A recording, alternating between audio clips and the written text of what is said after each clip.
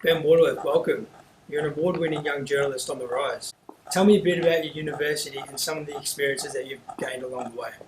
So I went to the opposition. I went to La Trobe University, but was extremely beneficial, particularly earlier on that first year when I was learning the ropes. But as my hours in the journalism degree started to decrease, I started to do a little bit more practical work outside, which I think is something that I tell a lot of uni students is you need to try and do as much hands-on experience as you possibly can. So I was able to do some stuff through the Eastern Football League, volunteering there. I was able to do some stuff with Upstart, which is La Trobe's sort of emerging journalists website as well. So I was able to do some stuff around that, and that volunteering with the Eastern Football League actually led to my first full-time job as the media manager out there. But university was a great opportunity for me to experience hands-on experience as well at university because there are lots of practical opportunities out there as well. So I'm extremely grateful for the opportunity I was able to get through uni. So journalism and commentary are a real skill and craft. Tell me some of the things that you did in your own time to help develop those skills. Yep. So mainly Eastern Football League was great for commentary. Yep. So it was just a local community station, but the thing is you were live on air all the time. So the fact that you were live gave you that same sense of urgency and, I suppose, passion to if you were live on air on Fox or on 3AW or something like that. So that was really good. You were in difficult situations. You're often calling from forward pockets, not on the wings with 3 TVs around you. So that was really important to do that kind of stuff.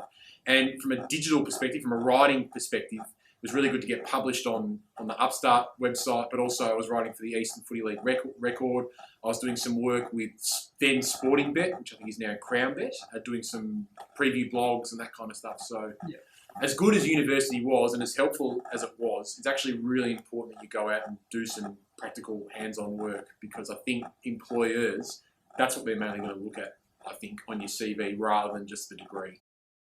In 2016, you were awarded the Clinton Groves Rising Star at the Australian Football Media Awards. How did you get the most out of your interviews and how did you decide what story to tell? Particularly in digital media, you can write the best piece that you have possibly put together ever, but if no one's going to read it, there's no point. And unlike a newspaper where you just open up the paper and you just see the article, it's just there. You have to work hard to get the audience when in digital media. So the lead and the sell is just as important as what it is. So I'm trying to, off the top of my head, one of the great pieces that I remember writing, or one of my favourite pieces that I remember writing was when Bob Murphy did his ACL 3 rounds into the 2016 season. He would go on and not be part of the Bulldogs premiership later that year, but he was on the dais at the end. But I remember that I could have just gone with a straight lead from Luke Beveridge's post-match presser, but the way that you brought people in was by the specificities around, the tears that were in the room afterwards, Luke Beveridge's emotion just before he started speaking. They're the kinds of little nuances that the reader doesn't know about. The reader can go and look on Twitter and see that Luke Beveridge has said this, but because you're there, it's taking the reader to where they're not. And ultimately, that's what journalism's all about, is telling some people something that they don't already know. So that's the thing that you've really got to hammer home. Do you have somebody that you look up to in the workplace and how important is it to find that person?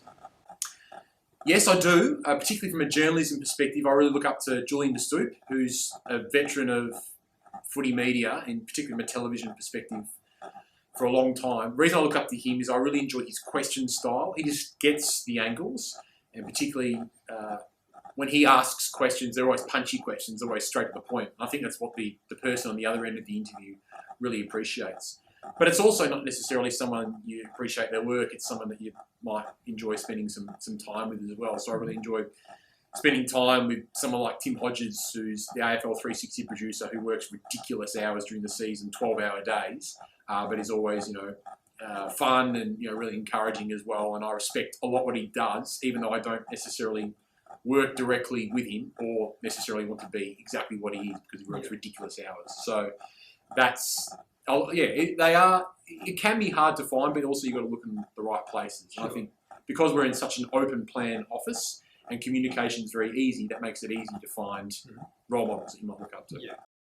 What is your end goal and how do you keep developing those crucial skills needed to advance you to that end goal? My end goal, I'm sort of scratching the surface of it now. I'd love to be calling every week, whether that's on TV or whether it's on radio, I'm not sure. But I'd like to be calling every weekend, whether that's 2 or 3 times, I'm not 100% sure. But I would, probably in the short term, I'd like to have a balance of working 3 to 4 days a week doing online stuff, working digital in more the sort of nuts and bolts of journalism, and then probably calling and broadcasting 2 or 3 times a week. And the great thing about Fox is that you get the opportunity to do both under the same umbrella. So I'm writing for Fox.com for 3 or 4 days a week at the moment, and then on the weekend, I'm doing a couple of AFLW games over the AFLW season. So then I'm flying up to Sydney this weekend to call a game there, which is really cool. So that ultimately the only way to keep honing and enhancing your skills is by practical experience and practice. And Fox, luckily, because it's such a great company and such a well-respected brand, gives me the opportunity to do both. Your field of work is extremely competitive. What do you do to differentiate yourself from the rest? And what advice can you give to others trying to break into the industry? Yeah, it's a good point, good question, because it is extremely competitive. It's probably not as competitive as someone trying to break into the musical theatre industry, but it's still a very small allotment of jobs for sports media people. I suppose what maybe separated myself from a couple of others was I just wanted it more, I think I was just more passionate. I wanted to put in the hours. I wanted to work for free to get in, and that's, I suppose, a huge piece of advice. Like, while you're at university, it's really important that you work for free to show people that you're passionate about what you want to do, want to try and take that next step. So that was something that I did through EFL, through Sporting Bet, through a whole heap of things. And gigs just come from that because you do get noticed. But yeah, also at the same time to remain humble about everything, because a lot of people that you work for not only notice your work, but how you go about your work as well. So if you're humble and passionate about how you go about your work, that's going to leave a lasting impression for employers to tell other people of note. And the trickle effect from there is quite significant. Networking at entry level is crucial. How important is it for you, who is already reasonably established, to continue networking in the industry? Yeah, extremely important. Yeah. And at a entry level, it's important that you also network, but you also go to that network with something in terms of if you want to try and introduce yourself to someone to get a job, yes, it's great to make that connection, but it's also important that you go to them with a piece of work or with an example of a show reel that you've done calling local footy or something like that, because you need to try and prove something in that moment, and you might do that with a warm handshake and being quite warm in your questioning and conversation. But to actually have physical proof of what you're all about, I think is really important. And in terms of networking now, it's more probably for me going not only still networking in the media industry, but probably working in the footy industry, because that's how you get your stories, is by going that next step with people in the footy industry. So that's really important for me to go out to events and training sessions and games in particular, to talk to players, to talk to coaches, to talk to officials, to try and build up those connections. A lot of students these days say they haven't got time for unpaid internships due to work commitments and university. So what advice would you give students who are playing that balancing act between work, study, and trying to gain industry experience? Yeah, that is a tough one, because I understand a lot of students might be coming externally from interstate or from the country and might be living on campus to do that, and then also have to fund themselves through part-time work. So I totally empathise with that. In the end, it is all about time management and managing your priorities, I think. If you're desperate to get into the sports media industry, if you're desperate to work for Fox Sports, I think you'll do whatever it takes to get in there. So if that's your passion, you make that work in whatever way that is. So prioritise your time. Say that if you've got 4 part-time shifts that you have to do a week, that's first priority, because that's your income coming in. But you also need to make time, I think, if it has to be sacrificing some social time, to go out on a Saturday afternoon to watch South Belgrade v Sylvan in the Eastern Football League in Division 4, to try and get some radio experience or to write a match report from it, that's what you have to do, because ultimately, if you want to get to that end goal, you've got to have that practical experience there. And particularly in the journalism industry, as we mentioned before about being such a competitive industry, you need to work for free and you need to show employers that you're passionate about what you're doing and that you're committed to breaking into the industry. In your independent view, what are the challenges faced around female sport, and where do you think opportunities will become available for students? Luckily, I've been able to work a lot in female sport, particularly over the past 6 months or so. So I did some WNBL stuff, women's basketball, and have been keeping a close eye on AFLW as well.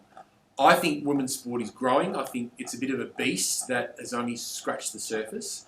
So I think once sponsorship comes on board, once I think brands see the opportunity with women's sport, I think there'll be more funding will go into it, and I think the better the athletes will become, and hence the more appetising and attractive it will be for viewers and readers to consume women's sport. So there's opportunities there. I think particularly from at a club/league level, I think there's real opportunities for a women's team to have a full-time content producer there to produce content and behind-the-scenes video, match reports, feature interviews, that kind of stuff. So there's some opportunities for students in there. I think there's among the footy community, so if we're talking about AFLW specifically, there's still barriers. Maybe there's still that lack of warmth of reception, and because people look at Carlton Brisbane on Saturday night at Icon Park and see there's only one goal being scored in the first half.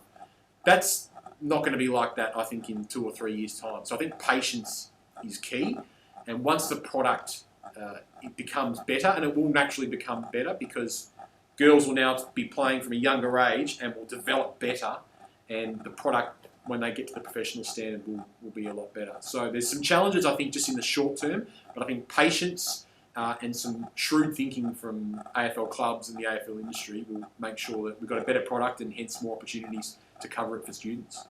And finally, how do you think I went today?